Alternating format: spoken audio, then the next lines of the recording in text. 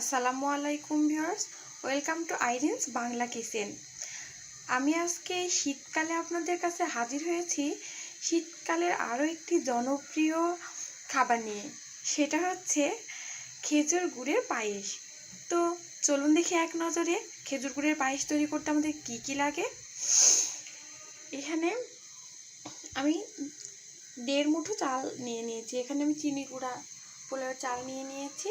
আপনারা ইচ্ছা করলে যে কোনো ধরনের পোলাওয়ের চাল নিতে পারেন। পোলাওয়ের চাল নিলে পায়েসের স্বাদ ভালো আসে। এখানে আমি খেজুর গুড়ের লিকুইড খেজুর গুড় বা অনেকে এখানে ঝোলা গুড় বলে, আবার অনেকে খেজুরের লালিও বলে থাকে। তো আমরা আমাদের লোকাল ভাষায় এটাকে খেজুরের লালি বলে থাকি। খেজুরের লালি নিয়ে নিয়েছি। তবে আপনারা এর বদলে খেজুরের পাটালি গুড়টা অল্প একটু পানি দিয়ে চুলায় গলিয়ে নিয়ে তারপরে স্ট্রেনার দিয়ে সেঁকে নেবেন।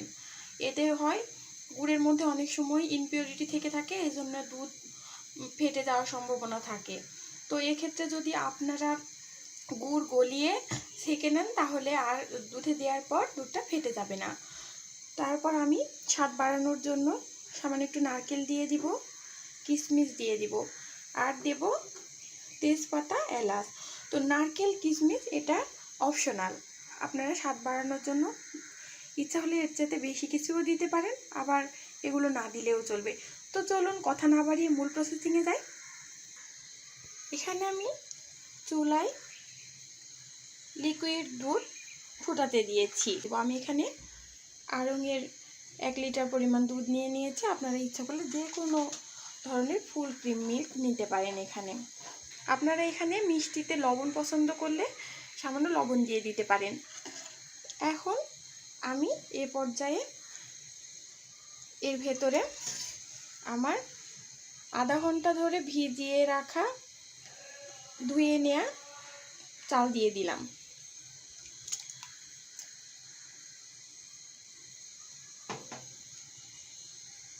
এখন আমি ভালোভাবে নেড়ে চেড়ে মিশিয়ে দেব যাতে চাল তলাতে তলানি না বাঁধে।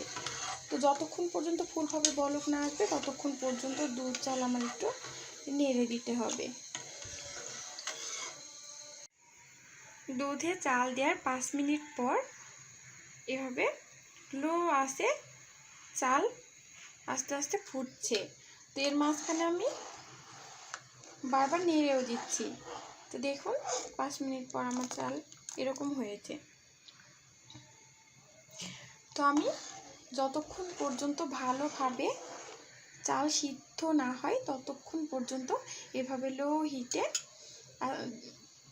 দুধ ফুটিয়ে নেব।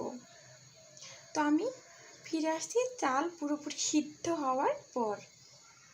ফার্স্ট এই দেখুন এ পর্যায়ে এসে আমার চাল সম্পূর্ণভাবে ফুটে গেছে।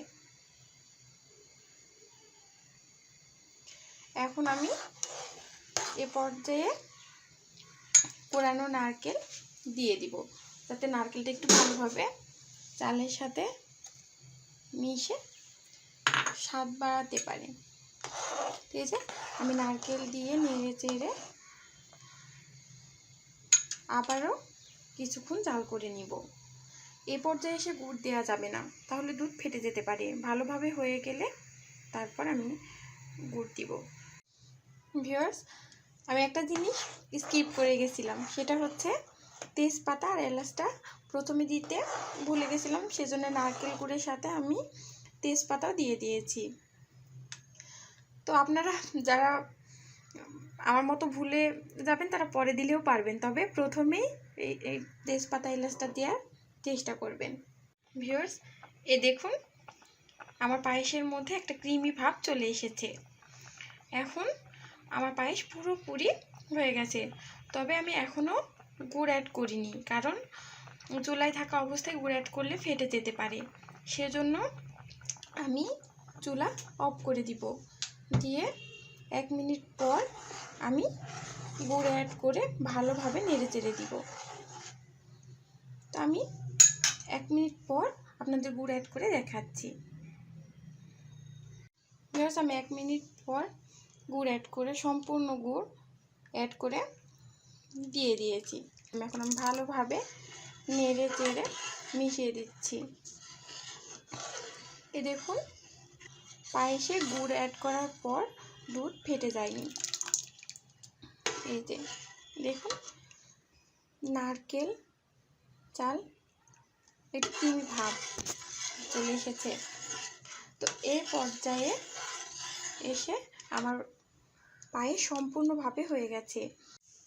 ভিউয়ার্স, এই দেখুন ফাইনালি তৈরি হয়ে গেল আমার খেজুর গুড়ের পায়েস। আপনারা বাসায় এই পায়েস আমার রেসিপি দেখে ট্রাই করে দেখবেন। যদি ভালো লাগে তাহলে আমাকে কমেন্ট করে জানাবেন। আর আমার সাথে থাকার জন্য আমার চ্যানেলটি সাবস্ক্রাইব করবেন। আর সাথে থাকা বেল আইকনটিও বাজিয়ে দিতে ভুল করবেন না। তো আজকে এই পর্যন্ত। আল্লাহ হাফেজ।